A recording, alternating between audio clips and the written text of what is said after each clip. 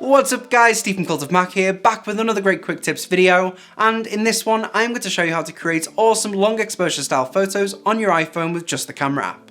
Let's throw 60 seconds on the clock and get started. For this to work, you're going to need an iPhone running iOS 11 or newer, and something in motion to take a photo of. Open the camera app and use something to lean on to keep your hand steady.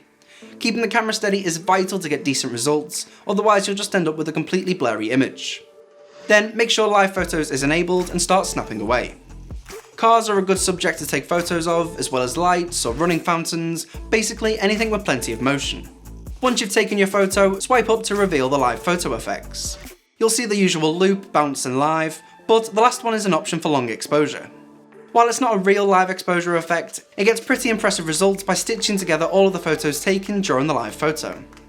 Some subjects work better than others, and there are apps to get a more convincing result, but it's a great quick and easy way to pull more out of your iPhone camera. Stop the clock, that is it for this video. If you enjoyed this quick tip though, go ahead and hit that like button down below, it really helps us out. Subscribe if you haven't already for more great quick tips, and I'll catch you in the next one.